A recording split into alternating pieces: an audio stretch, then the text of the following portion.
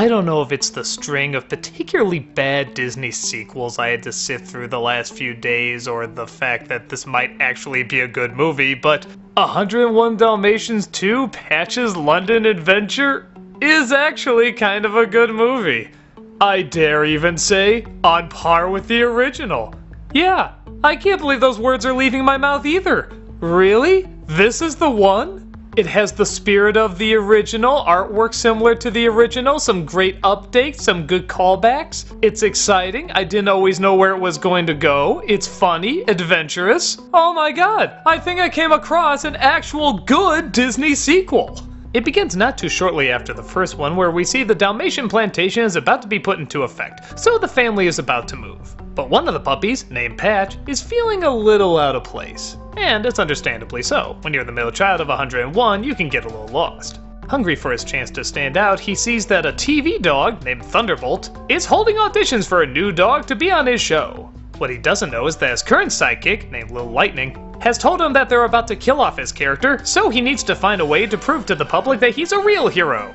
Patch gets roped in as he knows everything about the show, but they seem to cause more chaos and misery than they do save people from it. Meanwhile, Cruella, oh god, how do I even explain this, gets sucked into the art world because she sees a guy who paints a dot. She admits that it feeds her crazy obsession and they just kinda paint dots together. But he seems to be running out of inspiration, or at least she doesn't like the work he's putting out. So she once again tries to kidnap the puppies, only this time she's not gonna make a coat out of them. She wants to paint the canvas with them. Oh my god, that is delightfully psychotic. In fact, I think she's even crazier in this movie than she was in the last one. The funny thing is, as I describe this plot, I realize it's kind of a formulaic plot. Well, for the most part, the art stuff is pretty out there. But there's a lot of callbacks to the original, there's another liar reveal story, another kid feeling out of place. We've seen all this stuff before. In fact, this is about as typical a Disney sequel script as you can get. But there's one thing this movie has that those other Disney sequels didn't have. Charm.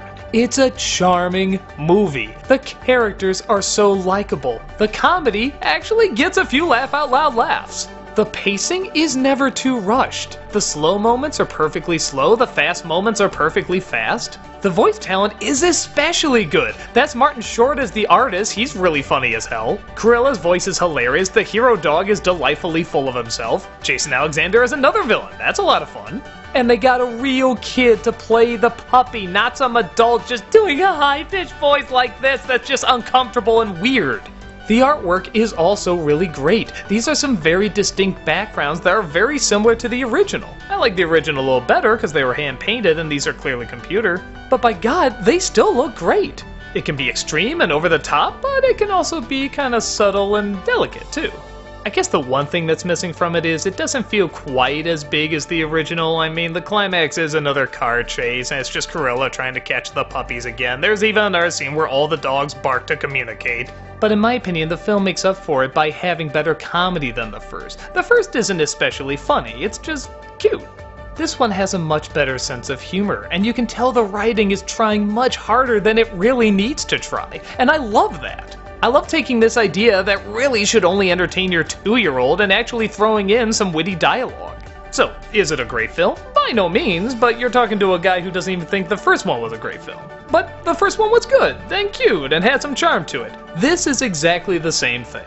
I love the interaction off of these people. I love that cute little pup talking to the egotistical dog. I like that weird artist talking to the insane Cruella de Vil. I like the husband and wife doing a little counterpoint duet in the opening. It's likable. It's really likable.